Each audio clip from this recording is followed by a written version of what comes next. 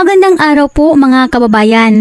Naalala niyo pa ba ang mister ng isang OFW na nananawagan ng tulong kina Pangulong Bongbong Marcos at Senator Raffy Tulfo para sa kanyang misis na inaristo sa loob ng airport sa mismong araw ng flight nito?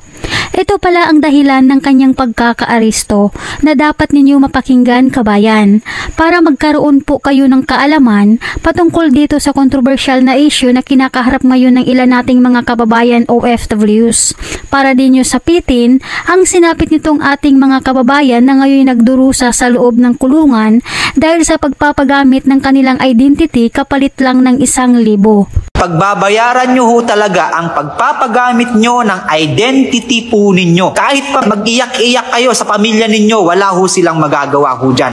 Nagbabala ang isa sa mga boses ng mga OFWs na si Brian Calagi sa lahat ng OFWs lalo na sa part ng Hong Kong at Macau na huwag po kayong magpapaloko sa mga naghihikayat sa inyo na gamitin ang inyong ID dahil mapapahamak po kayo. Tulad nitong mga nangyari sa ilan nating mga kababayan OFWs, ang basta na lamang inaristo at ikinulong dahil sa umano'y sangkot sila sa money laundering dahil sa pagpapagamit nila ng kanilang identity upang gumawa ng bank account kung saan wala silang kontrol na ang tanging kapalit lang ay magkakaroon sila ng munting halaga ng pera na 1,000. Sa madaling salita, pinaubaya sa mga sindikato ang kanilang identity kapalit sa halagang 1,000.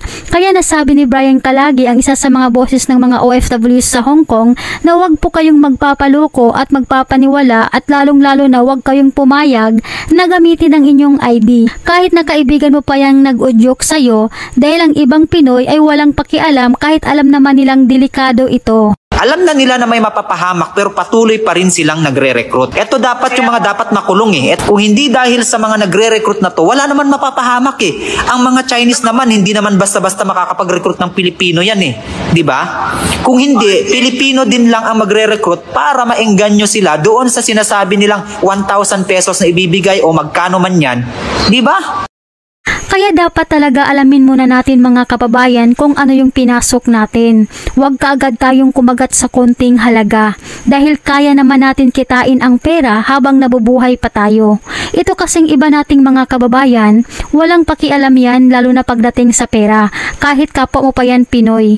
Kahit alam nilang ikakapahamak ng kapwa nila, sige lang sila sa pagre-recruit para sa komisyon na kanilang makuha sa bawat tao na ma-recruit nila. Nakakaawa ngayon itong ating mga kababayan na nakukulong. Sila na nga naagrabyado, sila pa ngayon na nagdurusa sa loob ng kulungan. Imbis na sana'y pauwi ng mga ito sa Pilipinas para magbakasyon, ngayon sa kulungan tuloy sila bumagsak dahil sa pagpapagamit nila ng ID na hindi nila alam na gagamitin pala sa kasamaan. Ang masasabi ko lang po, Sir Peter, even the government po, ang tanging maipagliling ko ay mai-assist yung mga kababayan ho nating nahuli o nakulong. Pero wala po silang kakayahan na sabihan ang gobyerno po ng Hong Kong na palayain itong taong to kasi walang kasalanan. Wala pong kakayahan po ang ating gobyerno na gawin po yan. Po silang batas na sinusunod dito pagdating po sa money laundering. Babayaran nyo ho talaga ang pagpapagamit nyo ng identity po ninyo. Wala ho magagawa ang gobyerno ho natin dyan. Kahit pa mag-iyak-iyak kayo sa pamilya ninyo, wala ho silang magagawa ho dyan. Dahil nilabag nyo ang batas dito sa Hong Kong regarding po sa pagpapagamit ninyo ng inyong mga Hong Kong ID. Kaya mag-ingat po kayo palagi mga kababayan dahil nakasalalay po sa inyong identity ang inyong mga kinabukasan. Samantala, isinasalaysay din ng isang OFW na siyang biktima sa modus operandi na ito kung paano niya naagapan na i-close ang kanyang bank account. Narito pakinggan po natin ang buong video. So, nung panahon na yun, nung sinabi sa inyo ng MOX na kailangan i-report nyo sa police para ma-close yung account ninyo, ganon. So, ano pong next na step na ginawa ninyo? Ginawa ko, tinawagan ko po yung MOX at sinabi ko, hindi ko ma-open yung account ko. Gusto kong ma-open yung account ko to check. Then sabi niya, i-download mo yung MOX. Then pagka-download ko po, tumawag ulit ako sa kanila. In-assist po nila ako, tatanungin ka about sa identification mo. Buksan ko po yung account ko, wala akong naman. So, then yun na nga po, na-close na siya within 2 hours. Panatag na ako na alam mo na close na kasi nag-email na rin sa akin eh. Kasi nga nilagay ko na po yung email ko.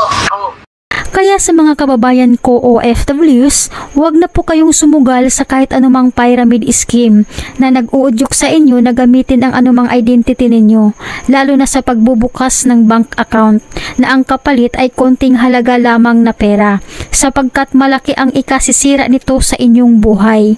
Ugaliin nyo pong maging sigurista at mapagmatyag sa kahit anumang gagawin nyong desisyon sa buhay, lalo na kung ang nakasalalay pa naman ay ang inyong pagkakilanlan. Hanggang dito na lamang po mga kababayan, mag-ingat po kayo palagi kung saan man kayo ngayon.